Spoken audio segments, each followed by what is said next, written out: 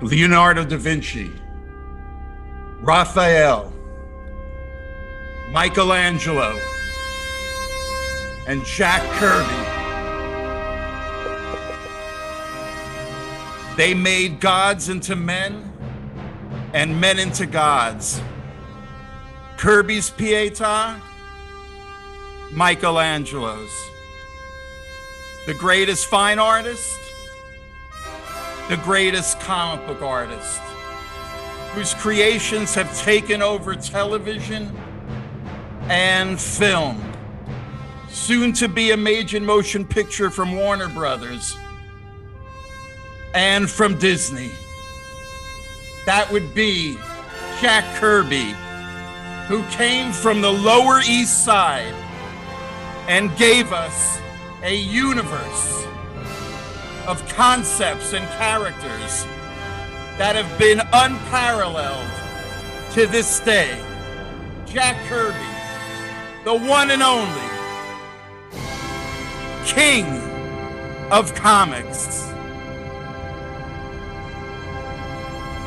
And my name is Arlen Schumer. Welcome. I did a book on comic book art in the 1960s called The Silver Age of Comic Book Art. And when you get to the contents page, Kirby is just one of the 8 men that I focus on who I believe future art historians are going to look back 500 years from now on our Renaissance masters of the human figure the same way we look back 500 years ago on Da Vinci and Michelangelo and Raphael.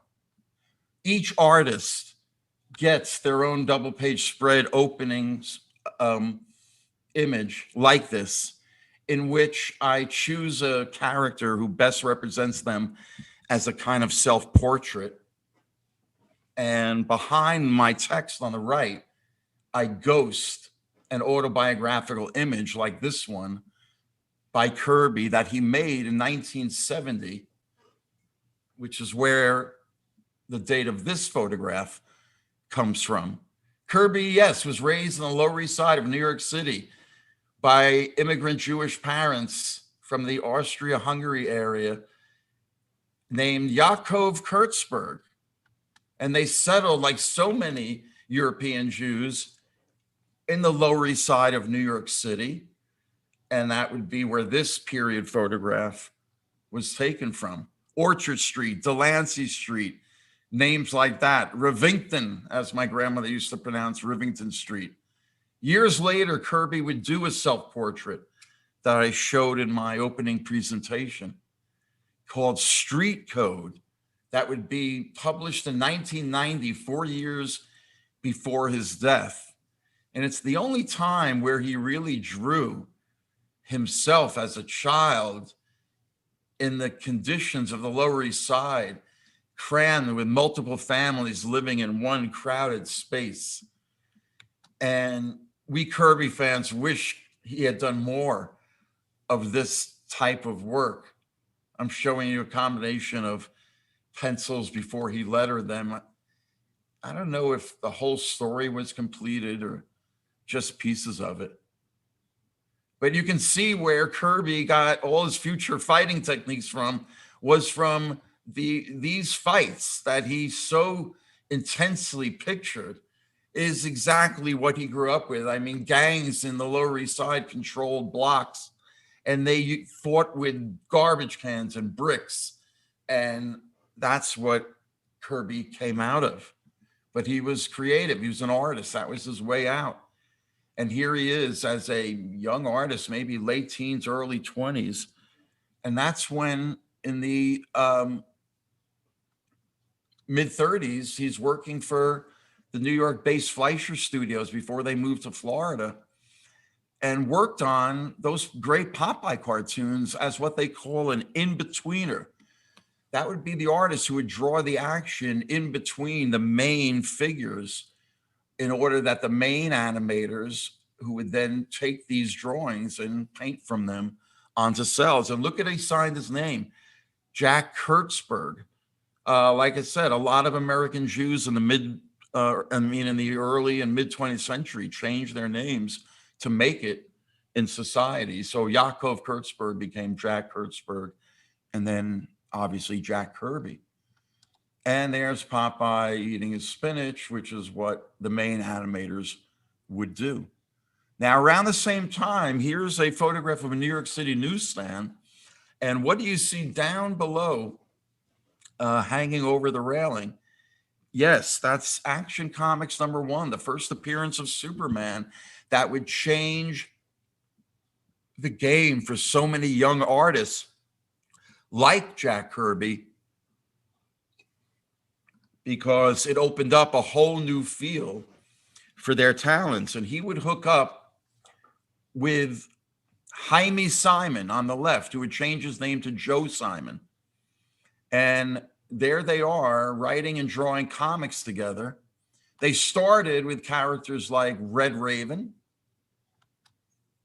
Blue Bolt, and then they came up with the concept, the first of many genres they would come up with, the kid gang concept, boy commandos. And that's exactly what they're working on in that photograph below. I want to make sure everybody can hear me. Maybe you haven't been able to. But now I think you'll be able to hear me. So anyway, at the same time in the late 30s, while they're working for DC Comics on Boy Commandos, Hitler has risen to power in Europe. And as American Jews, they were aware of the stories they were hearing about the anti-Semitism and the anti-Jewish laws and the roundups of Jews. And they decided a year before America enters the war that they're going to create a post-Superman superhero who's going to, in a sense, raise America's consciousness about going to war, because America was isolationist back then. They didn't want to fight what they called Europe's war. So Simon and Kirby create Captain America. And this drawing is the first design of Captain America, and it's actually by Joe Simon, his partner, not by Kirby. And yet Kirby would be, from issue 1, the artist of the interior book, or at least the pencil artist. Sometimes Joe Simon would ink him. But that's page 1 from the very first issue of Captain America, March of 41, 9 months before Pearl Harbor and the U.S. enters the war. But there's Captain America fighting the war ahead of time by proxy. Of course, his origin is as well known maybe as Superman's, that the puny weakling Steve Rogers gets injected with a super serum. Now, I'm sure that both Simon and Kirby were big science fiction readers and knew about or read Philip Wiley's novel that had preceded their creation of Captain America, called Gladiator. And it was all about a man that gets superpowers via a serum injection. And that, of course, turns him into the manly man that Captain America is, imbued with kind of enhanced super abilities. Of course, the professor gets murdered by a spy, and Steve Rogers makes use of him. Boom. And there's our first image of Captain America. And we get to the last page of the first story, and right away, they're hawking the Sentinel of Liberty join-up group. Now, look at that badge, and here's the actual photograph of one of the actual badges that were sent out as a premium. Now, we assume Kirby got this whole shield design from a Lower East Side boys club. I think BBR stood for Boys Brotherhood. You know, I always get that a little mixed up. But you could see where the Captain America shield might have had its inspiration. And even the logo that Kirby designs for the publisher itself, Timely, who would later become Marvel, would adopt the Shield as well. Now, the only problem with the Shield was that back in January of 1940, a year before, this was the first Captain America type superhero, but who never quite, made it in popularity. And yet he precedes Captain America by practically a full year plus. And that's why this drawing exists, because they must have been contacted by the publisher of the Shield, Timely Comics was, and they were forced to change Captain America's shield to the circular, familiar one that we know of today. So starting with issue 2, you can see Captain America's shield. Obviously, they didn't get the coloring right on the shield there. But right away, Captain America was an overnight success, to the point where this could be the first cosplay, because that's issue 2 that this kid is reading. So, and maybe he was reading the full page ad for the Sentinels of Liberty that actually uses the Captain America Wants You, which we all know comes from James Montgomery Flagg's 1914 illustration, the famous I Want You poster for recruitment into World War I. So obviously Captain America is just a 20th century updated version of Uncle Sam in skin tight superhero clothing. This is an image I found on the internet. I don't think it was actually used in the movie, but the 2011 movie, I really love this scene where Chris Evans actually is playing Captain America stumping for war bonds, because that's exactly what happened in real life. That's how popular Captain America was, that they dressed up actors and stumped for war bonds. That's why Captain America is one of the very early serials, I believe, from 1943, because of his super popularity. Issue 3 introduces his nemesis, the Red Skull. You can see in the lower right corner. And there is the introductory splash page. One of the things you notice about Kirby's art right from the beginning is how much he's overlapping panel borders to achieve a kind of an ersatz three-dimensionality. Now, one of his peers, the great Will Eisner, over on The Spirit, and this is only the second installment of The Spirit from 1940, you can see that Eisner, right from the beginning, with the figure in the panel 3 hanging and overlapping in the panel. So Kirby just did what Eisner was doing and did it to its zenith. Right from the beginning, you see how Kirby is just busting through the panel borders every which way with really funky layouts like this. I mean, nobody was doing stuff like this, all to enhance the movement and the action of the characters and bending the comic book page to his will. And things that modern readers are familiar with comics, like figures like this, were practically revolutionary at the time in comics, because nobody was doing stuff like this quite like Kirby was doing it. Now, what Eisner was doing in the 40s with his splash pages of The Spirit, to this day, still unequaled, showing us the lower depths of the city and from above, he was breaking ground in what you can do with a single page. But Kirby had the advantage of the double page spread opening, and he really made use of that in his early Captain Americas, like you see here. Here's an Eisner page showing how to get the feeling of music and sound onto the comic book page. And here's what Kirby was doing with musical imagery and trying to inject that graphic feeling into comics.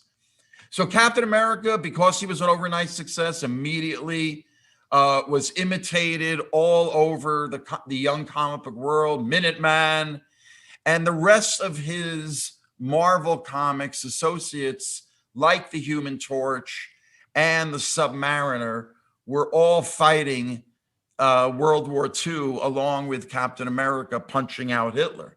And that's what, of course, made rival publisher DC start having their characters fight World War II on their covers because of the success of Captain America. And, you know, we owe the melding of Superman with this sort of, you know, rah-rah American imagery to what Simon and Kirby started with Captain America. And Kirby himself was a real life Captain America because he went into the war.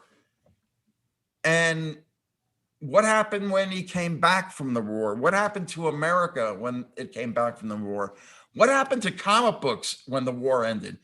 The superheroes became domesticated like everybody else. Batman started fighting villains in outer space as new genres like science fiction begin in the late 40s and early 50s to begin to crowd out the superhero. Genres like Westerns began to overtake superheroes.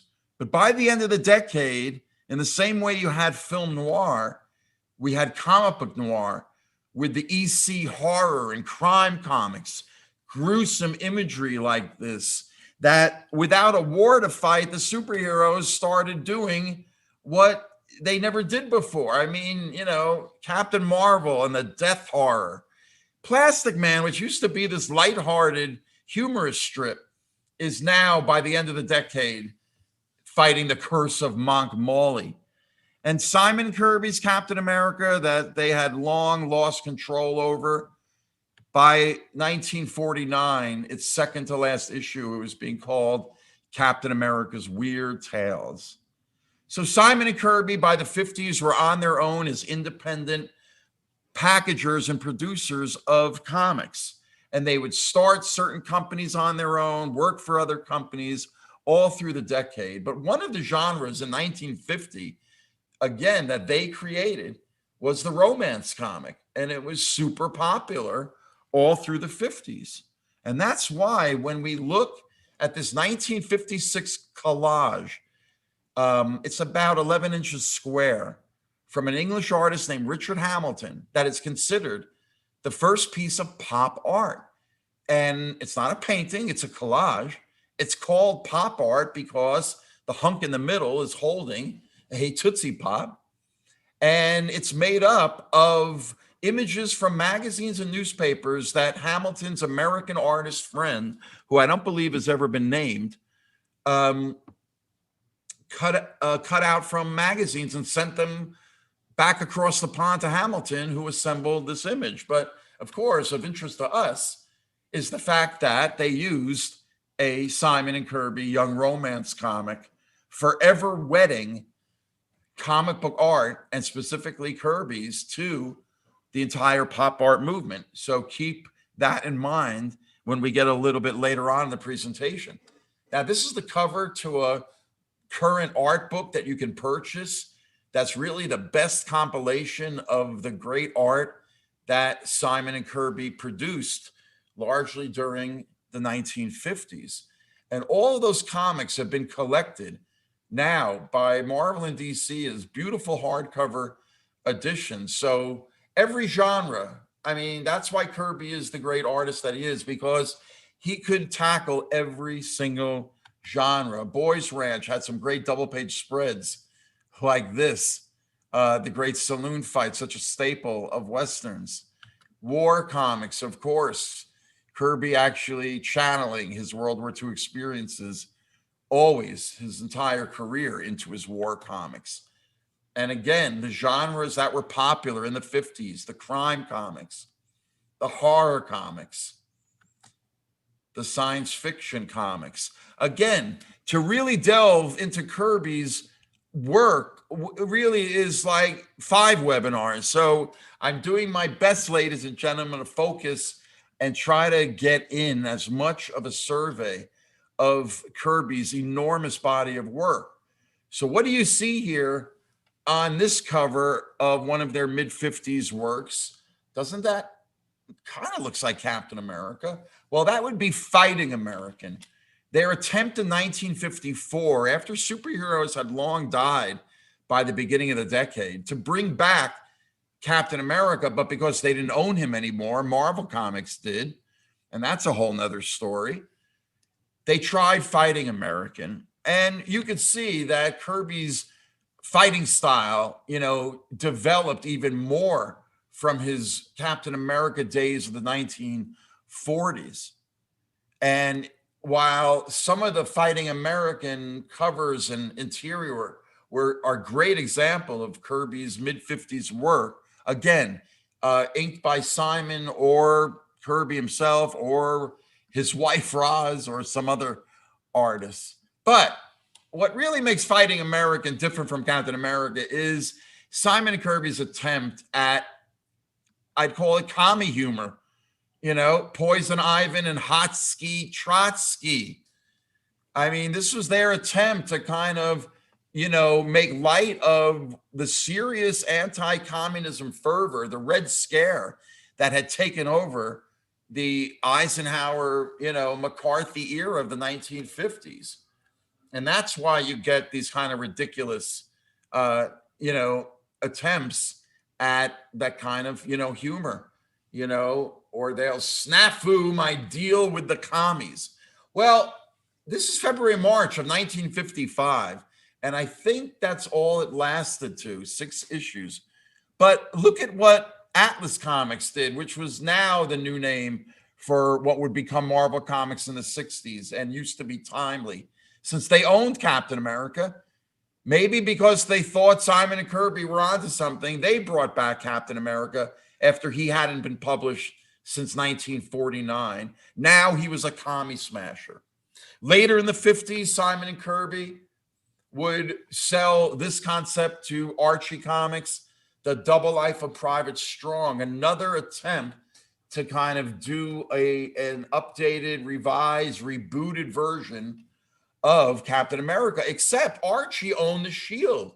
So this was Simon and Kirby doing the Shield, the original, the first Captain America, really. Look at the text in the bottom right, and you can see them mentioning the Shield. Talk about, understated. But look, even the Shield would have his own Bucky, and that would be Pee-wee, Private Strong's army buddy. Well, no wonder this failed. Pee-wee, are you kidding me? But another concept that Simon and Kirby developed in the 50s, believe it or not, was Spider-Man, no hyphen. And that's the 1953 logo that still exists. As does this image of their attempt at a Spider-Man that they then called the Silver Spider. And they hired the classic 1940s, early 50s Captain Marvel artist, C.C. Beck, to do the artwork. The Silver Spider was a teenager, like the future Spider-Man, and he had a magic ring that, turned him into the Silver Spider. And that was about all. And I think he lived with his aunt, maybe, and uncle. And so it shares certain similarities. Then later in the 50s, Kirby creates this character, I think after he had left Simon, or maybe he was still, I think he was still with Simon. And they're the Night Fighter. And you can see in the 2 comps that remain of the 2 covers that were never produced, that he has the ability to climb walls with those suction cups. And then the last thing Simon and Kirby did together for Archie was the next iteration of Night Fighter, and that would be the Fly. And I think this is like 1959, maybe. And you can see that he doesn't have anything to do with Spider-Man. He's a fly. And notice the villain is Spider Spry. And there's a double-page spread, again, showing Kirby's mastery of that wide-angle double-page spread form that he would really do for the rest of his career. But that was the last collaboration. And then, like all great partnerships, they eventually split up and go their separate ways. Kirby in the late 50s found himself on his own. So he went back to DC Comics. And DC Comics in the late 50s had been going through their own revival because somebody in 1955 suggested they take their mothballed Flash superhero that hadn't been published since 51 and bring him back, but not as the same looking character, but in a whole new costume and identity.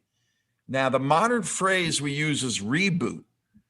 Back then, they didn't have that, but this has to be the first example of an American pop culture reboot, because it kicked off what we call the Silver Age of comics, the new era, as opposed to the Golden Age, the 1930s and 40s, when superheroes like Green Lantern started. And look at the 1940s conception of a superhero costume based on magicians and circus strongmen. And then look at the rebooted Green Lantern by the great artist Gil Kane in a skin-tight outfit for the new era, the 1960s to come.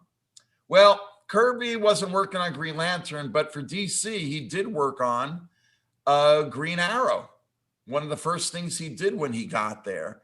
And believe it or not, all of those strips have been collected in a hardcover book by DC.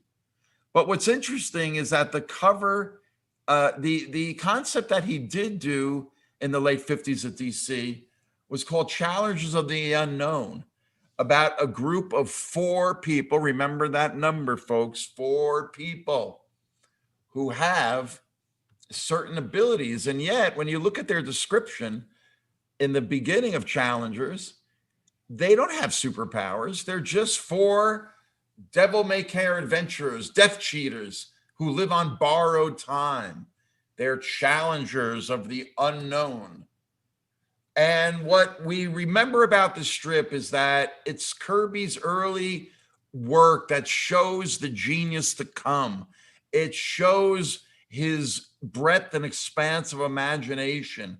This is early what we call Kirby tech that you're going to see, new and improved years from now. And again, what we remember about Challengers of the Unknown is the fact that Kirby collaborated art-wise with the great artist who inked him named Wally Wood. Now, Wally Wood, a couple years earlier, was known as the premier comic book science fiction artist. To this day, he's revered as one of the greatest comic book artists of all time, certainly its greatest science fiction artist. So he would ink Kirby on a side project, a syndicated comic strip, at the same time or roughly after he's doing Challengers for DC, Sky Masters of the Space Force. And you can see in this close-up the classic Wally Wood 3/4 side lighting. And in this run of dailies, you can see the amount of work and the attention to detail in every single one of these early Sky Master strips. There was also a Sunday page. And while the Sundays were printed in rather, I would call, average coloring, it's really the black and white versions, I think, that are the truest versions of the strip because of Wally Wood's high contrast chiaroscuro inking. I mean, you can study a page like this for a long time. Look at this daily and the great collaboration of Kirby with Wood that's really never been equaled. And maybe that's why Kirby posed for this picture with the original. And you can see how big they worked. Well, at that time, the late 50s, Kirby got into some legal trouble over the Sky Master strip with an editor at DC named Jack Schiff, who was, involved with the strip on a business level with Kirby. They got into a dispute and went to court. And long story short, Kirby really lost and he got blackballed at DC Comics. So that would last almost a decade. So what did he do? He went to the competition again. He went back to Marvel, then known as Atlas. And there he was teamed with the publisher's nephew, Stanley Lieber, who changed his name to Stan Lee. And he was the, again, cousin, nephew of his either uncle or cousin, Martin Goodman. And Lee was the editor of about a dozen Marvel titles, and they were all variations of the monster movies, the cheap science fiction movies of the late 50s. And that's what Kirby was mostly doing, with Stan Lee writing the dialogue and the captions. And these are Kirby's stories. They've always been Kirby's stories. And we're going to talk about that more in detail a little later on. But this is what Kirby's doing with Lee, while DC is enjoying much more success with their superhero revivals, now banded together into a team dated March 1960, the dawn of a new decade.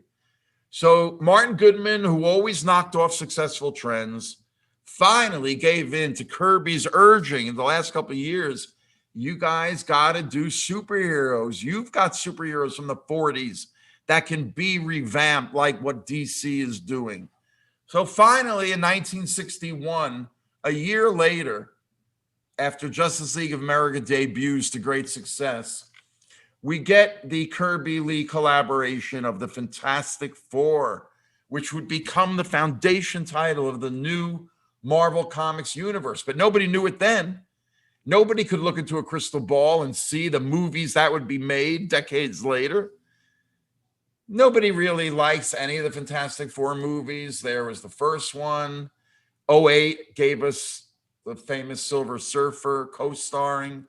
I don't think anybody likes the reboot from a couple of years ago. But the way the Fantastic Four comic book got started, remember the number 4? 4 adventurers go off into space and encounter cosmic rays. Now, Kirby was an avid reader of Popular Mechanics and National Geographic and, science stuff and science fiction, and knew about this new thing of cosmic rays as America was heading into the space race. And that's how you get this concept of the Fantastic Four and their bodies being mutated and changed by cosmic rays. So they crash land back to Earth, and one by one, each character mutates. Ben Grimm, of course, becomes the Thing with tremendous strength, but he's a monster. Now, again, all of these concepts Kirby had been playing with in the form of Marvel's Monster Comics just a couple of years prior. So we had a character, the Thing runs amok. Whether Kirby named him the Thing or Stan Lee did when he got Kirby's pencil pages. But there's the two-headed thing. And notice the rocky orange texture of these early Things is continued by Kirby in these early pinups. Right away, I think this was a couple issues in to Fantastic Four. You get this Thing pinup, which really looks like Kirby's unconscious take on the legend of the Golem, the 17th century Jewish legend from Prague, where the head rabbi, Rabbi Love, L-O-E-W, brought an inanimate hunk of clay to life. And that's what the word golem in Hebrew means, like lump of clay. And by inscribing the Hebrew word emet on his forehead, which meant life, he brought the being to life to protect the Jews from the pogroms from the surrounding Christian population. And at first, the golem did its job. It protected the Jews and only hurt the marauding Christians. But because it had no soul or no mind, it eventually started killing everybody. And Rabbi Love had to put him to sleep by taking the off of emet and leaving the word met, which means death. And the legend has it that the golem's body is still stored lifeless up in that famous Prague synagogue. But suffice it to say that there's something of the golem in Kirby's Thing with his classic expression, It's clobbering time. And Kirby always said that of all the characters he created, the Thing is the one most like him. He said the Thing talks like him. The Thing moves like him. The Thing has his basic personality. And you can really see the resemblance in that 1970 photograph. So whenever Kirby would draw a self-portrait, he drew himself as the Thing. And there it is. The next character to mutate would be, of course, Mr. Fantastic, Reed Richards. That's a bit of an ego name, right? Mr. Fantastic. Well, all the other names were used because Plastic Man was owned by Quality Comics at the time, but even though he hadn't been published for years. Even DC Comics, a year before, in 1959, 2 years before, would knock off Plastic Man with their version called the Elongated Man. So Johnny Storm mutates next into, of course, the Human Torch. And you can see that it was Kirby's reboot of the android Human Torch created by Carl Burgos in 1939. But again, you can see how Kirby had been playing around with a fire character in the Marvel monster books that precede Fantastic Four. And you can see his early version of the Human Torch on another one of those pinup pages. Even the Invisible Girl, Sue Storm, later known as the Invisible Woman. Kirby had been playing around with Invisible Man stories.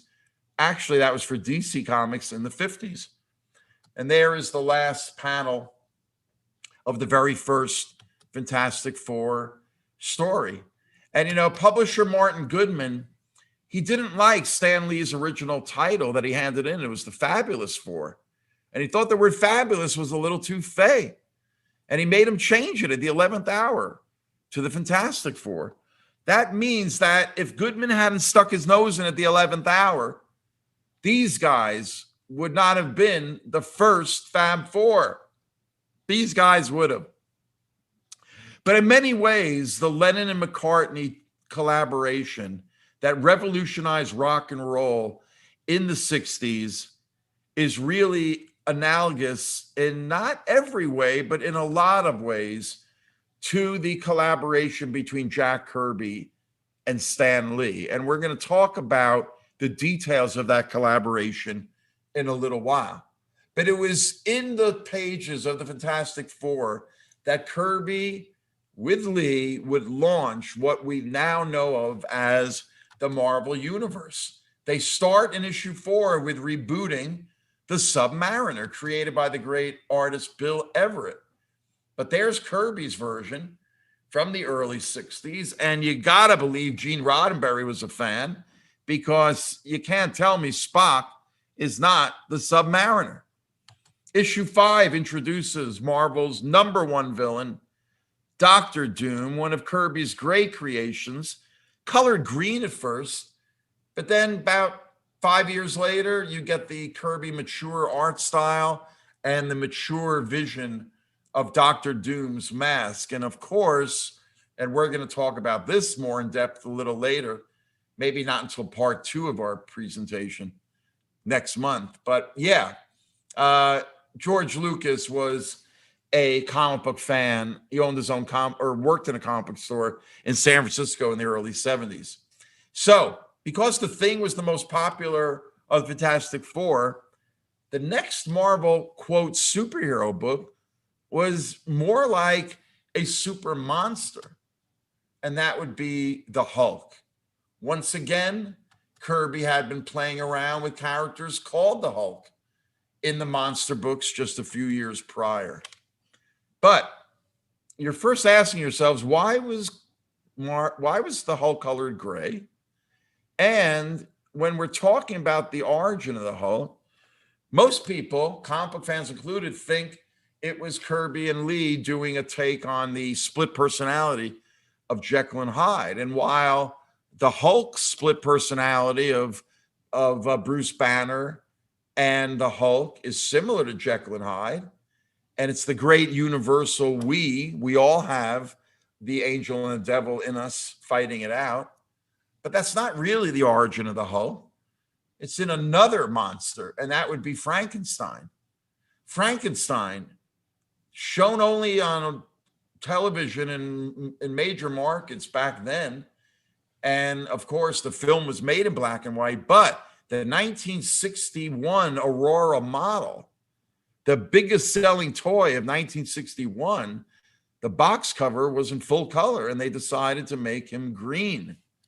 Well, once again, Martin Goodman, ever on top of the sales trends, said, since the Thing is the most popular character, and we've got this Frankenstein model kit, make me a superhero Frankenstein.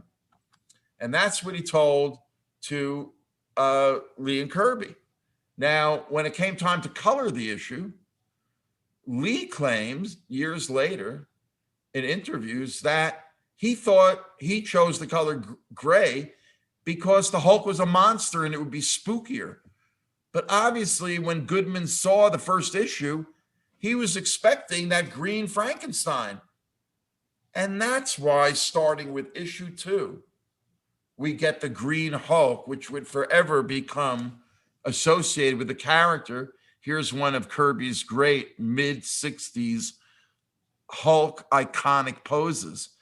Of course, the character would go on in the 70s to become super popular via the TV show, where they changed the character's name to David Banner. I never understood why. And Lou Ferrigno as the Hulk. And then 25 years later, we get the first movie with Edward Norton. I kind of like that movie, but everybody seems to like the Mark Ruffalo version that's followed in the Avengers films. You can see the resemblance there. And he's become so popular that Rolling Stone put him on the cover when the last Avengers movie came out. And that was, of course, the same year that another Thor movie came out with another one of Kirby's creations. And there he is in the center. And the first movie, which came out, I believe, 2011, maybe 2012. Now, Kirby creates the Thor August of 62, based on the Norse legends that he knew as a child. He had heard them from his parents, who were steeped in European mythological lore and shared it with young Kirby. Kirby in the 50s, working for both DC and Marvel, played around with Thor stories and the Hammer. This for DC. And here's another Marvel monster book with a double R Thor, Thor the Unbelievable, and Thor as a villain, not Thor as a hero. Now, when we look at Thor close up, Kirby intended him to be the Marvel's version of Superman. Ergo, the primary red, yellow, and blue colors, the red cape like Superman's red cape. The origin of Thor, he is a Dr. Don Blake, and he walks with a cane because he's got a lame leg. I think it's explained as a war injury, maybe. But he smashes the cane onto the rock, and lo and behold, becomes the mighty Thor, who can wield the hammer. And there you see in a 1963, maybe early 64 version of Thor, Kirby style. It's getting a little bit bulkier, but you could see the very Superman-like feeling of the early Thor. It's not until later in 64, early 65, does Kirby's mature art style begin to emerge. The bigger, gargantuan proportions that you see on the cover. And he starts to set the stories off of Earth and onto Asgard and into all of the Norse legends that Kirby would reinvent with his comic book injury, with his iconic graphics that are really world graphics. You can find a little bit of all the world in so many of Kirby's graphic designs for Thor and his other titles.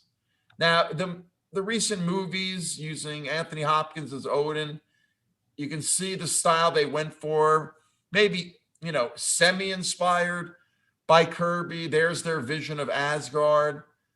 I think the city in the center looks too cathedral-like, the pipe organs. There it is in film, the Rainbow Bridge. But, I want to say to Hollywood, guys, Kirby designed it all beautifully. Why can't you just do what Kirby did? They collected all of the backup stories in which Kirby developed the whole Asgardian lore background for Thor and made it such a rich strip in the 1960s and so different from what he was doing with Fantastic Four. He would bring back other mythological characters, not just from Norse legend like Hercules. Now, maybe Kirby, who was aware of pop culture like the Steve Reeves Hercules movies, might have been inspired to do what he did. There's our great Pietà cover, which my feeling is if you showed this to aliens who weren't burdened by 400 years of art history telling them that only this version of Pietà can be great, I think aliens would say they were both great versions of a human parent mourning a dead child. You can see how Kirby, in covers like this, would take classic biblical imagery like Samson bringing down the pillars of the temple upon his adversaries. At the same time, maybe Kirby was just doing his take on the modern film version. Now, speaking of modern film versions, they don't do the helmet. I mean, the helmet is such a part of Thor's whole look. I mean, even back when Kirby was doing them, if he didn't have the helmet on, he looked like a hippie from the 60s. Now, speaking of hippies from the 60s, this is an early 1966 acid test poster, just when LSD was made illegal. But this is when the psychedelic era kicks off in American culture, in late 65, early 66. And what do you see in the center there? But yes, the counterculture was enamored with the Kirby Lee super anti-heroes. Everybody who was anybody, like Arlo Guthrie, was reading Marvel Comics. They dug the fact that Thor would actually go to Vietnam and fight. There was a realness to Kirby's characters. By the time he's done with Thor, June of 1970, look how far his musculature and basic dynamic figure style had so matured from just 8 years prior in 1962. The same month that this Kirby cover came out for this character. Remember Spider-Man? Well, Kirby only penciled this cover, but it was inked by Spider-Man's true creator, and that would be the great Steve Ditko. But for a number of reasons, Stan Lee claimed he rejected this cover because he thought it diminished Spider-Man. Well, when I do my Steve Ditko webinar later on this year, we'll delve into this. But perhaps that's why Lee also had Kirby pencil the cover to Spider-Man 1 when he got his own title, because it co-starred his Fantastic Four, again, inked by Steve Ditko. Now, the same month, March of 63, would see another Kirby creation, Iron Man. The bulky Iron Man. Yeah, that Iron Man. That would be paid homage to beautifully in the very first Robert Downey movie in 2008. Now, the story of Iron Man, of a guy that needs his technology to live, and is echoed in both Japanese anime with Tobor the Eighth Man, who is a cop almost killed by the bad guys and is turned into a robot with his human consciousness. Sound familiar? Yeah, RoboCop in 1988 would basically be a kind of mix of Eighth Man with Iron Man. My favorite homage to Iron Man, the bulky Iron Man, is this great Altoids ad from about 10 years ago or so. But look at how Kirby incorporates all the characters into this full-page house ad, heralding the early success of Marvel Comics and their new superheroes. Now, who is that little character? The Ant-Man? Is that a guy riding an ant? Well, in one of the monster books, a year before, Kirby had a story, The Man in the Anthill. And there's the splash page. Now, right at the same time he's doing this, DC Comics is doing their miniature hero, the Atom, who can shrink down to microscopic size. So what does Kirby do almost a year later? He takes that Ant-Man story and turns him into Ant-Man with a costume. And to show you the ubiquity of Kirby's character successes is that a grade B character like the Ant-Man is also a movie franchise in the 21st century. And successful. I think they are finishing up a second one with Paul Rudd as Ant-Man. Then, just like the DC Comics brought all their superheroes together into Justice League of America, in the summer of '63, we get the Avengers, which of course have become a 21st century blockbuster phenomenon, with the 4 films together earning billions, literally, of dollars. So here's how the very first issue ends. And it was right after Kirby produces this, or right after this issue comes out, we get this headline in November of '63. And Kirby was so moved, like so many Americans were, by the murder of Kennedy, that he really felt that Kennedy needed to be replaced in comic book terms with a hero. And who else could that be but his own Captain America? And because Marvel still owned the character, Kirby convinced Goodman to bring him back.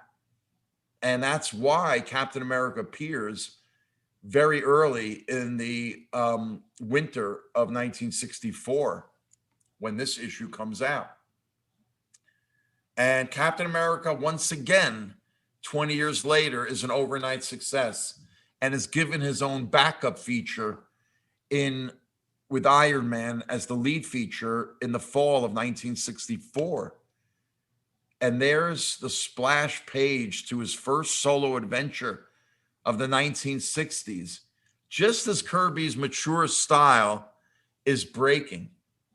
And you can see in these early splash pages how much energy, movement, and motion Kirby can get, even in a still figure. You can feel Captain America's muscles and bodies tensing. You can feel in this panel Captain America struggling against the ropes through the magic of cartooning, putting motion lines around the figure, knowing when and where to put the sound effect, is all part and parcel of making this image really come alive. Because when you turn the page, you get release, tension and release, which somebody described as what art itself is all about. Once again, through the magic of knowing where to put motion lines, force lines, speed lines, Kirby achieved maximum power. You feel that kick. You feel that sound effect, byong. And then, of course, you get Stan Lee's dialogue. But you can see in these images of Kirby, he says, while the Thing was the character most like him, Captain America was the character he most liked to draw because of this type of motion, movement, and energy. Even his rival artists at DC Comics, like Gil Kane, were trying to get in their work by the mid-'60s some of the power and energy that they saw Kirby doing over at Marvel. That's why in 1967, when Gil Kane went to Marvel, he drew Captain America and tried to approximate that same exact energy and motion. They were studying panels like this from 1964. And look at the influence decades later on Bruce Timm, creator of Batman, the animated series, and how much of Kirby's body language and gestural dynamics that he got from studying Kirby like this. Remember that Fighting American panel? There's Kirby's style of fighting in the 1950s. And then a decade later, you get his mature art style with the dynamics of his mature art style as well. And again, it's all about force lines, baby, because those lines, when they're properly placed and they're not too overpowering, really give still images so much movement, power, speed, and energy. Again, because Captain America was so popular, within a year, in 1965, he becomes the leader of the Avengers and really the de facto leader of Marvel Comics. This is before Spider-Man kind of takes over. In the 60s, it was really Captain America. In 66, when they got their own animated series, it was Captain America who was the kind of lead character. They didn't do Spider-Man for whatever reason back then. They only licensed those 5 characters, which were all mostly Kirby creations other than Bill Everett's Submariner. Look at this promotional image and how major Captain America is in the frame. Now, I got to show you because we all remember this. When Captain America throws his mighty shield, all those who chose to oppose his shield must yield. If he's led to a fight and a duel is due, then the red and the white and the blue will come through when Captain America throws his mighty shield. Oops, sorry about that. I hate those sudden jars. I got to put a dissolve on that one. But you can see that just like Kirby had Thor going to Vietnam, he also has Captain America going to Vietnam in one of his mid-60s stories. And perhaps that's why in 1969, in the famous counterculture classic Easy Rider, you have Peter Fonda calling himself Captain America. During the counterculture psychedelic era, they produced black light posters, and this was the Kirby Captain America black light poster based on one of his great panels. Today, of course, Captain America is a bona fide star, all his own in all of the movies, both on his own and with the Avengers, which brings us to the other great Marvel film franchise, the X-Men, which can be dated back to 1963, right after the, I think right after the Avengers come out. Kirby comes up with the X-Men, and there is their version of Dr. Doom, Magneto. Some people say Magneto. You say Magneto, I say Magneto. But again, it was a Kirby monster comic story that he was working with the character, and that's why we have the modern villain Magneto. And you can see how the movie version, you know, even though it's not the bright primary color red of the comics, they got the basic design of Kirby's mask right. Now, if this panel looks a little familiar to some of you out there, that's because, yes, Roy Lichtenstein would incorporate that into one of his most famous paintings, The Image Duplicator, which is why by 1965, the height of pop art's early notoriety, for about 3 months, Martin Goodman would rebrand Marvel Comics, Marvel Pop Art Productions. Now, that's not the first time we would see a Kirby creation being co-opted. Paul McCartney and Wings in the 70s would release this single, Magneto and Titanium Man, in 1973. There they are on tour. There's Linda McCartney, far right behind Paul on the keyboards. And there is Kirby's characters, although not Kirby's art. That's actually the Marvel journeyman artist, George Tuska. But again, all Marvel artists were kind of working in the house style that was Jack Kirby's. In 76, while on tour, they're in California, and McCartney requests to meet Kirby. That's how much he loved his work. And they had a special cake made for him, and that was the art that was printed on the cake that Kirby drew as a gift to Paul. And it was based on one of Paul's early 70s videos that you can see an image from here. And, that's two of the greats meeting each other. And that just shows you the appeal that the counterculture had for what Kirby was doing at Marvel. Yeah, that is David Crosby reading this issue of Kirby's Avengers with a Jack Kirby Wally Wood inked cover from 1965. And it was around that time, 64, 65, that Kirby's art takes that mature next step. So when you look at this image of the Submariner that he drew back in 1962 or 3, and then you look only a year later or two in 64, you get this image of the Submariner with Kirby's mature, bulkier figure work. And I mean, this cover from December 64, the use of collage combined with comic book art. Again, Kirby would use the Fantastic Four as his jumping off point for all of his great concepts at Marvel in the 60s. In the middle of 65, the summer annual, the wedding of Sue and Reed. Marvel characters got married. The DC characters never married. If they married, it was always an imaginary story, but not so with Jack Kirby. And only an artist of Kirby's magnitude could have illustrated this image with all of the characters up until that point Kirby had created at Marvel. 6 months after this came out, in January of 1966, the first mainstream New York media article about the success of Marvel Comics in the early 60s was written and published.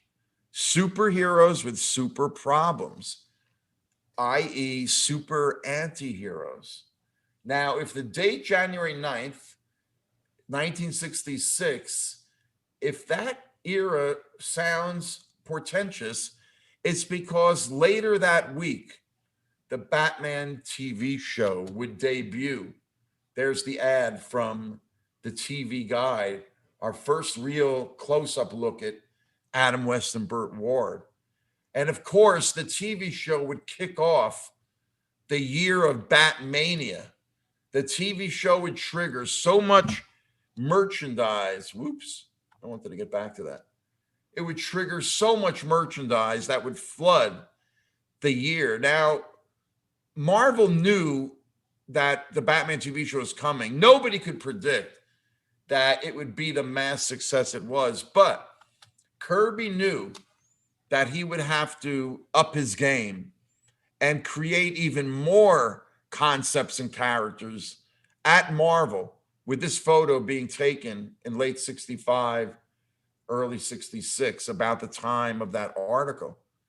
And it was in the pages of the Fantastic Four in late 65 that Kirby would begin to unleash a torrent of creative concepts that have become evergreen, watershed, landmark characters, starting with the Inhumans. This is a page from their solo strip they were given in 1968 because they were so popular within 3 years of their creation. Recently, ABC had a short episode run, I think 6 episodes, 8 episodes. I never even saw it because I hated the fact that none of the characters had masks. But it was in the show that it was spawned from, Agents of S.H.I.E.L.D. That's another Jack Kirby concept co-opted in today's popular culture. So in 65, where did Kirby come up with S.H.I.E.L.D. from? Influenced by the James Bond craze, like everybody else was. Before Batmania, there was Bondmania and Beatlemania. But it was Goldfinger, released in late 64, that really kicks off Bondmania. And this is what DC Comics decided to do with the success of Bond. Typical corny, gimmicky DC. But over at Marvel, Kirby decided to take his World War II character that he created there a couple of years earlier, Sergeant Fury, and his Howling Commandos. It was Kirby's knockoff of Joe Kubert and Bob Kanigher's DC Comics Sergeant Rock and the Combat Happy Joes of Easy Company that precedes Sergeant Fury by a couple of years. But what Kirby does is another brilliant pop culture reboot. He takes his World War II character and, through the magic of fantasy, brings him into 1965 as Nick Fury, Agent of S.H.I.E.L.D., as his Bond knockoff.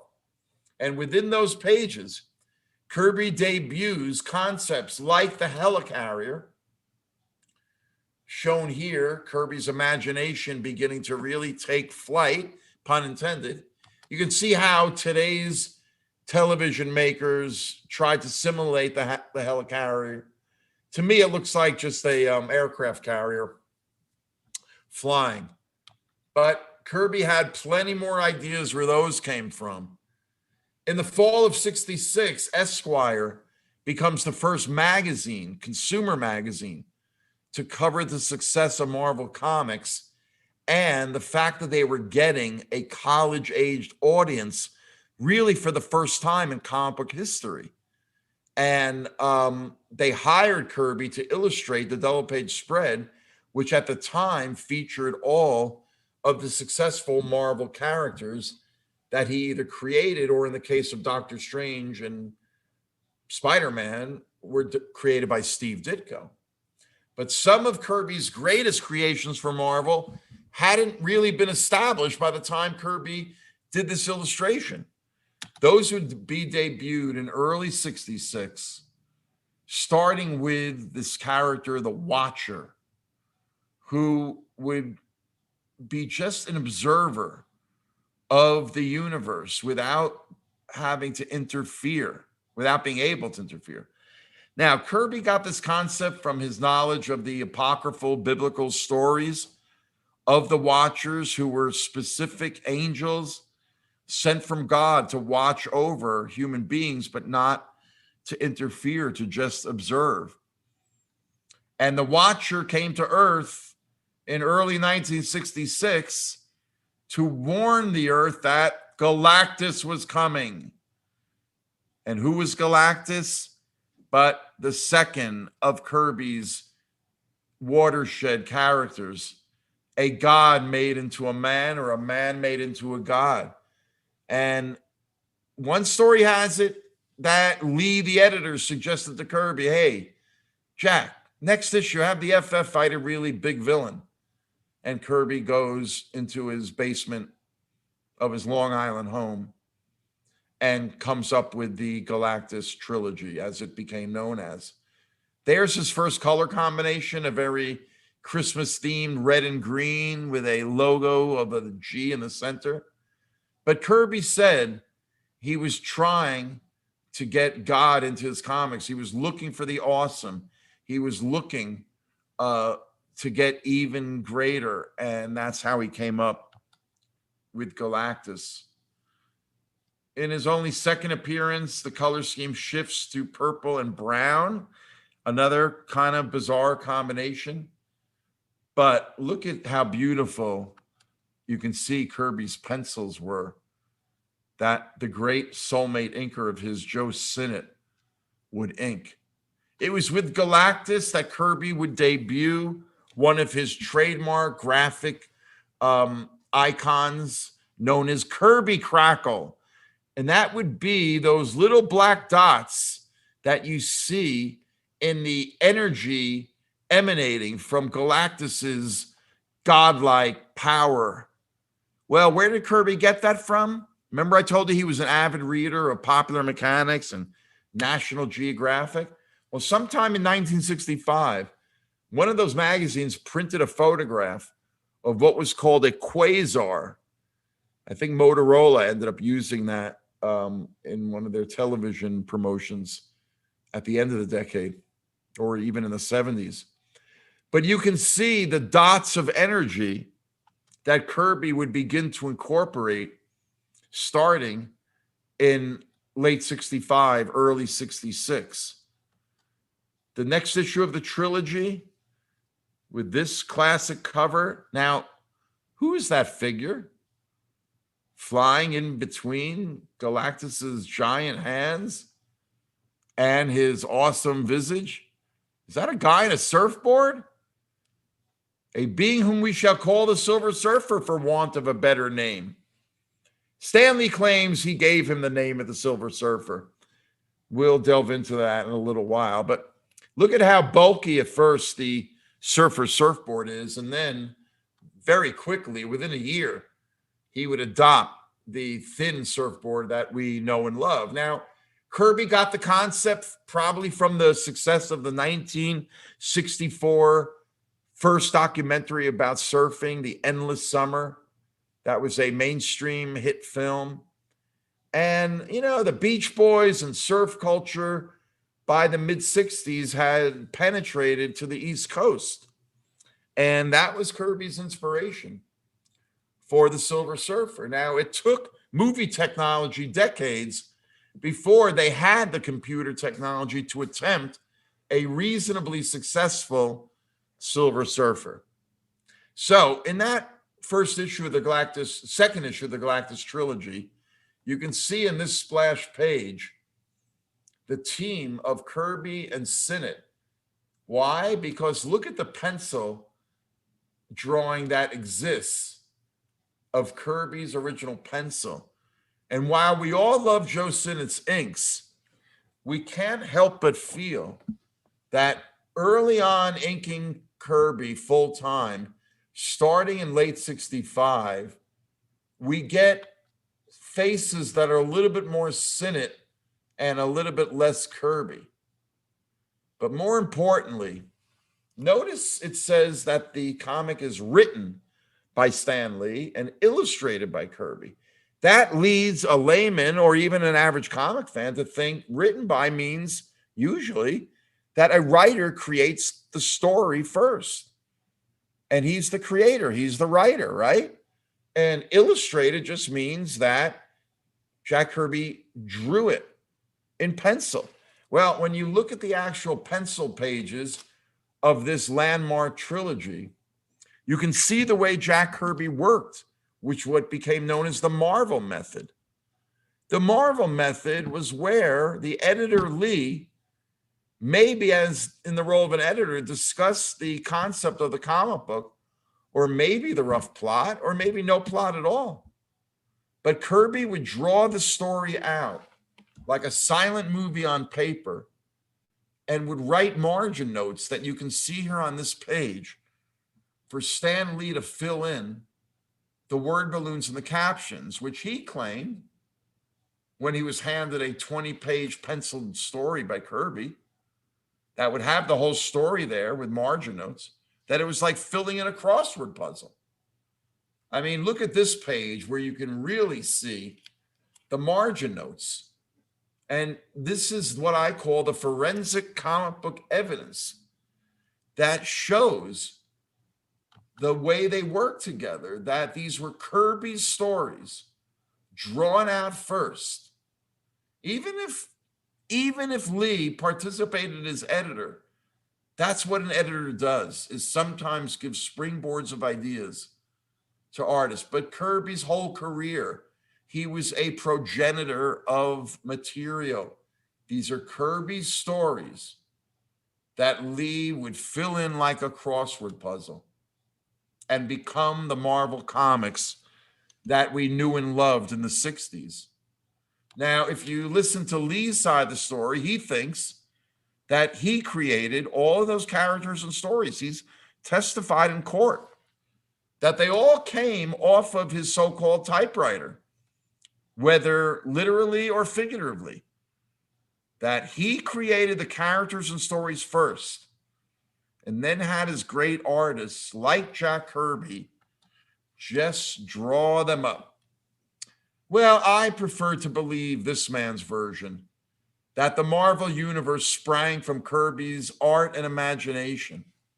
And that would never be truer than in the very next issue Kirby does right after the Galactus Silver Surfer trilogy.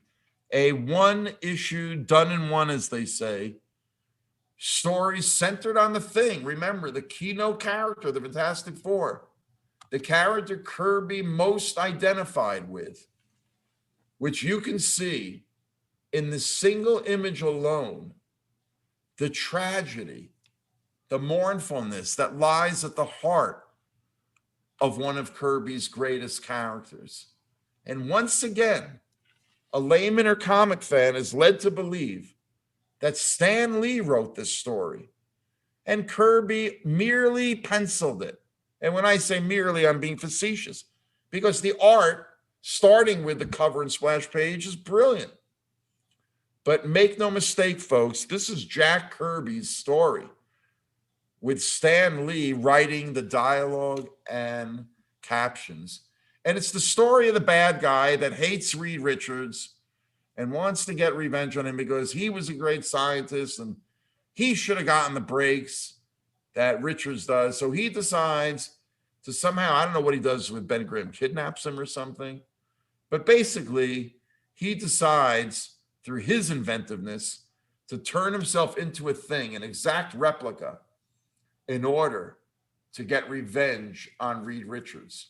Well, up in the Baxter building, Reed Richards, shown in this great double-page spread illustration by Kirby, using one of his great collages of the mid-60s that he became really famous for, gets lost in the Phantom Zone. And if they don't get him out, he's going to die. Well, along comes the fake Thing, but the rest of the Fantastic Four think he's the real Ben Grimm. But notice what he says here. He's tugging. All I got to do is ignore him, and I'll have beaten the one man I've always envied. The one man no one else could ever defeat. But all of a sudden, I don't envy him anymore. I never knew how brave he was, how unselfish. All these years when I thought I never got the breaks, now I know the truth. It was my fault, nobody else's. I wouldn't work hard enough. I wouldn't make the sacrifices that a Reed Richards would. I never saw things so clear before. It's almost like I've really become the Thing, not just an imitation. I never did a worthwhile thing in my whole life, but now I've finally got the chance. I can really be Ben Grimm. I've got to do it. I'll save Richards. And he actually does. He enters the Phantom Zone, gets to where Reed Richards is lying on one of the rocks, about to be drawn into the center of the Phantom Zone where he'll die, and throws him back in the direction of the entrance to the Phantom Zone. He's out of sight now. I'll never know. So long, Richards. I hope you make it. As for me, I'm not going to feel sorry for myself. Not many men get a second chance to make up for the rotten things they've done in their lifetime. I guess I'm luckier than most. I got that chance, for I finally learned what it means to have a friend as he goes off to his death. This story, folks, has been often cited as the single greatest story in the entire Marvel Foundation decade of the 1960s. The very next issue would be heralded by a house ad that would proclaim the next Fantastic Four villain is going to be the Black Panther? But then when the issue comes out in the spring of 66, no villain was ever called sensational like the Black Panther was.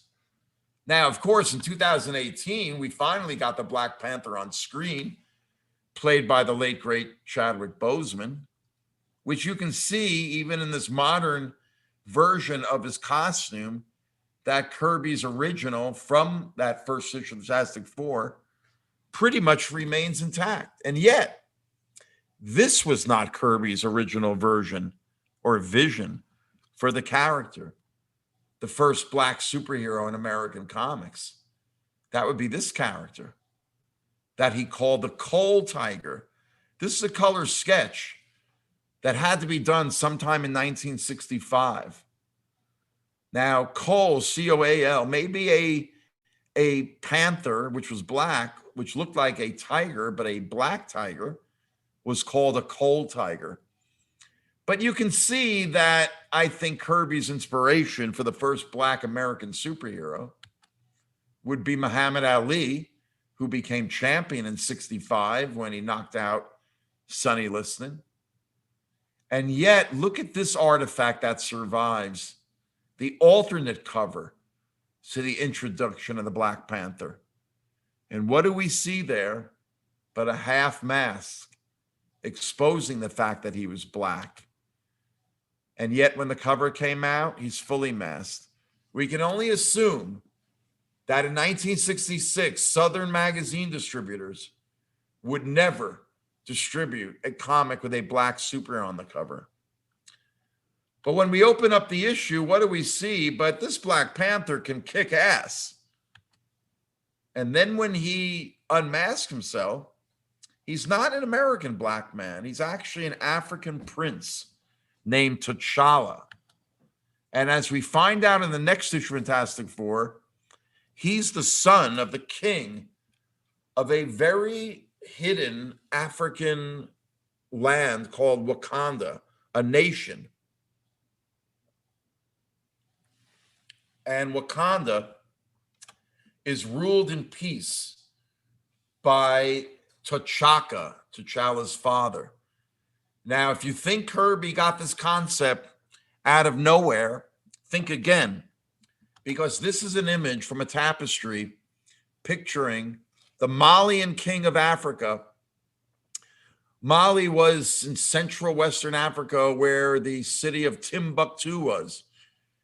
And in the, I believe this is 14th century, maybe, Timbuktu, the reason why it has the legend it has, because just like T'Chaka, the African king known as Massa Mansu, which translates to Black Moses, ruled over Mali in peace because he was sitting on a cache on a motherlode of gold. And with his wealth, he not only built Timbuktu and made it a center of knowledge and learning, just like the ancient city of Alexandria once was.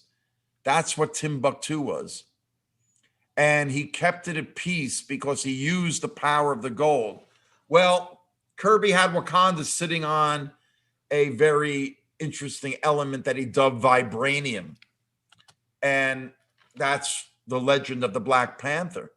Now, right away, appearing in the spring of 66, most people assume that Kirby took the name from the Black Panther organization that was formed in Oakland, California in 1966, except it was formed 6 months later in the fall, in September, in Oakland.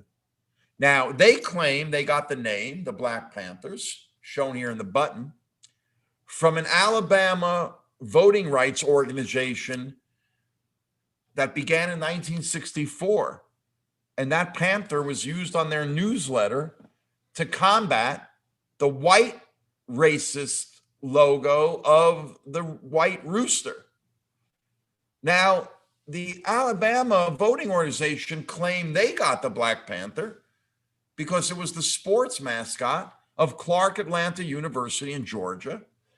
because there was a team in Georgia that was the Blue Panthers. So they were the Black Panthers. Now, this is not a early 60s or mid 60s version of the logo. I couldn't find it. It's a modern version. And maybe they took off the black part of their name and they're just the Panthers. But here is a vintage Black Panthers logo that I'm sure Kirby was aware of. Why? Because it's the logo of a segregated black tank regiment that fought for General Patton in World War II. And they were known as the Black Panthers. And remember who fought in World War II? Oh, I didn't mention he fought for Patton. And that would be Jack Kirby. So don't let you think that Stan Lee created the Black Panther. Here's one of Kirby's greatest Kirby Crackle images, produced after the Black Panther story and origin. Maybe the greatest image of victory and defeat in the history of not only comics, but maybe the history of art itself. When Dr. Doom, in an epic trilogy in 1967, saps the Surfer's cosmic power and absorbs it into his own body.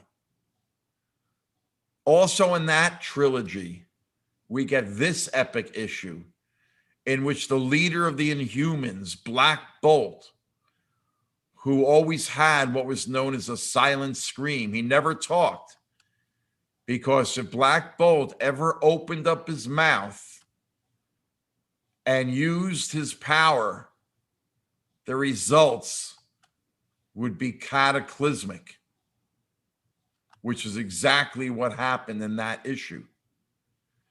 Kirby was not only a master of destruction, but at the same time, a master of creation in the pages of the Fantastic Four with what became known as Kirby tech, machines that were impossible, yet somehow looked probable and believable. And yet at the same time, a master of destruction. So when you strip away the color from this image, you can see why one art historian compared it to the fine art of Franz Klein for the gestural impact and energy inherent in this abstract expressionist painter's classic works. And you can feel that in Kirby's as well. But I think Kirby got images like this from that Lower East Side that he grew up in, of crumbling brick tenements. So how can a self-taught autodidact polymath like Jack Kirby end up later in life producing impossible technology of his own unique design like this, one of many examples of Kirby tech that he would draw and paint in the 70s and 80s? When I see a photograph like this, I only think of the great Rene Magritte surrealist image, The Human Condition, as he titled it, from 1931. And I think the juxtaposition of the California landscape with Kirby's high-tech imagery is just as surreal. These are end papers Kirby designed. And in their very linear black and white contour drawing style, the very compartmentalized feeling of Kirby tech you can see in the work of the sculptor Louise Nevelson in her three-dimensional sculptural boxes. I get that same type of feeling from Kirby's Kirby tech, which echoes our modern computer grids, imagery that we are familiar with from our science fiction and magazines and movies and everything we've seen. In 68, Kirby is at the peak of his illustrative powers, turning out more and more collages like this in the pages of his 1968 annual, in which he has Reed and Sue Richards give birth to a child, a son, Franklin Richards. One of Kirby's greatest single issues in 68, but it would rival the epic he was telling concurrently in the pages of Thor, and that would be the epic of the Man Gog. Really the worst villain that, when I say worst, meaning the most terrible, well, that's the wrong word too. The biggest threat that Thor would face to date in his 6-year career under Kirby would be fighting Mangog, who was such an engine of destruction that was sworn to bring on Ragnarok, the end of the gods, the end of Asgard, and would let nothing come in his way, even Thor and his Asgardian peers. Now, Kirby took the name Mangog from the apocryphal biblical story of Gog and Magog, who would be the two leaders of the wars that would meet at Armageddon in the ancient land of Israel and fight the end of the world. Now, Kirby basically lived through that when he fought for Patton in World War II. And the Mangog that Kirby felt and saw was Adolf Hitler. Because in the same Mangog story, he also introduces a race of nomads called the Wanderers. Now, Kirby was well aware of the ancient medieval legend of the Wandering Jews. Now, the Wandering Jew was the ancient legend. The Wandering Jews were the European Jews who, for hundreds of years in the Middle Ages, were transferred and sold and exiled from country to Christian country to Christian country. I think in 1100, they were exiled from England. In 1492, exiled from Spain. One of Kirby's greatest Thor covers to bring the Mangog story to a conclusion in 1968 or 69. That would be 68. And Ragnarok, the end of the gods, was a concept that Kirby had been playing with in Thor the previous couple of years. Here is one of the Tales of Asgard stories called Aftermath. And Aftermath was his first comic book Thor version of Ragnarok, the Armageddon of the Norse legends. And yet this was done in 1966. 4 years later, he would do a similar full page about the twilight and end of the gods. And that story would be page 1 of his epics for the 70s, not for Marvel Comics, but for arch rival DC Comics. Now, when Kirby left Marvel in 1970 to go to DC, it was the comic book equivalent of the Beatles breaking up in 1970. It was the equivalent of Simon and Garfunkel breaking up in 1970. People could not fathom that the team of Kirby and Lee that had created the Marvel Comics universe that dominated the 60s, overtook DC Comics, would ever happen. And yet it did. And that, ladies and gentlemen, is where we're going to talk about how that changed the universe of comics forever. And it changed Jack Kirby forever. And ladies and gentlemen, that brings us to the end of part 1 of my Jack Kirby webinar, because I didn't want this webinar to run over 3 hours. So I'm going to leave it for next month, the same last Wednesday in March. And that would be, in April. And that would be April 28th, Wednesday night, 6 p.m. Jack Kirby, part 2. So with that, I want to thank you for being here. You can go to my website, arlenschumer.com. You get to the homepage, you can see all the different subpages that you can click on. When you scroll down the homepage, you can click on my Silver Age book, which is still in print. And if you order directly from me, I'll sign and sketch in it for you. It's really the only book of its kind in which I take out the original word balloons from the art and put the artist talking about the art. So if you read it like a giant comic book, but it's also an art book and a history book as well, because it shows you how the 60s were reflected in the comic book and superheroes of the 60s themselves. My comic book history subpage has many of my works in comic book history, including all of the works I've done specifically about Kirby. 10 years ago, I wrote and designed the auteur theory of comics, a 16-page verbal visual essay where I basically took the auteur theory of film, in which a director is declared the true author of a movie and not the screenwriter.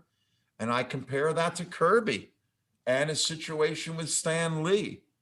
So in the open and double page spread, I talk about how the French critics in the 50s declared our commercial movie directors like Hitchcock and John Ford, who did all those Westerns, Frank Capra, and so many others, as auteurs, the French word for author. In the center there, that's Francois Truffaut at top, one of the critics at Cahiers du Cinema and a filmmaker of his own who would become famous. And I kind of turn him into Jack Kirby.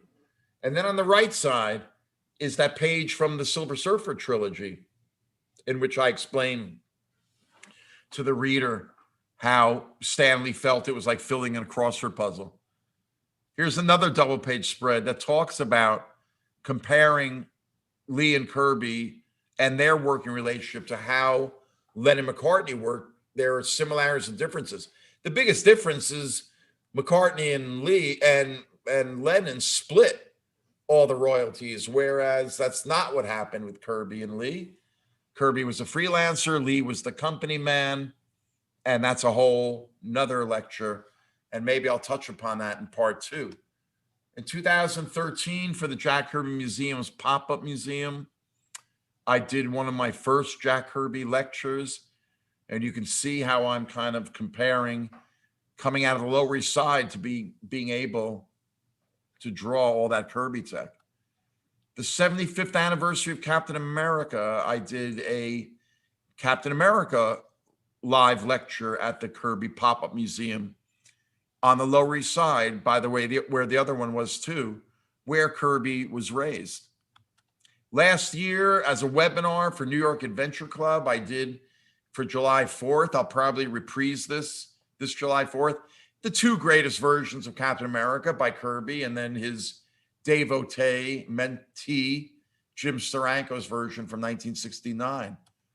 When the movie came out in 2018, I did a lecture on the origin of Jack Kirby's Black Panther. And I'll probably reprise that too, maybe next year. Back in 2017 on Kirby's centennial, I lectured for the 92nd Street Y in Manhattan.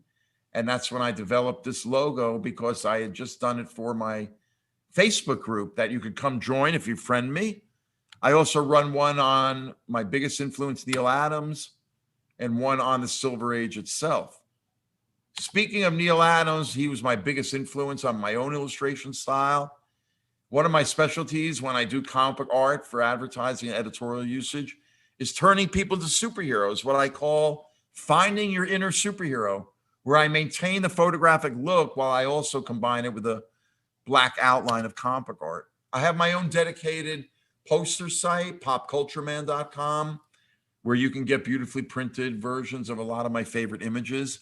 But I've got over 100 images on TeePublic, and they produce them in every manner of tchotchke and knickknack known to man. So go there. If you put my name in as the search as one word, Arlen Schumer, you'll get to my page. They got a bit of a funny system. Or you can just go to my website under my illustration where I link to it. Then there's my visual lectures, which what I used to call my live lectures before the pandemic shutdown, many of which are on my YouTube channel, also linked from my website, where you can see many of my live lectures as well as my more recent webinars that I've done on my own, like the one I'm doing tonight.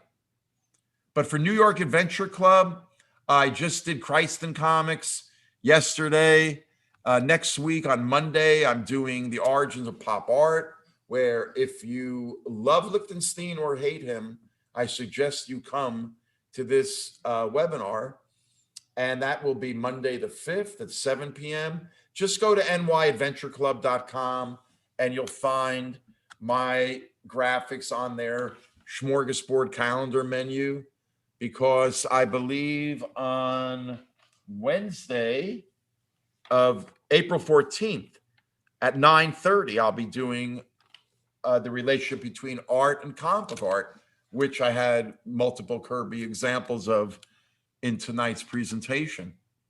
And then last Wednesday of the month, as I've talked about, we'll be doing Jack Kirby Part 2.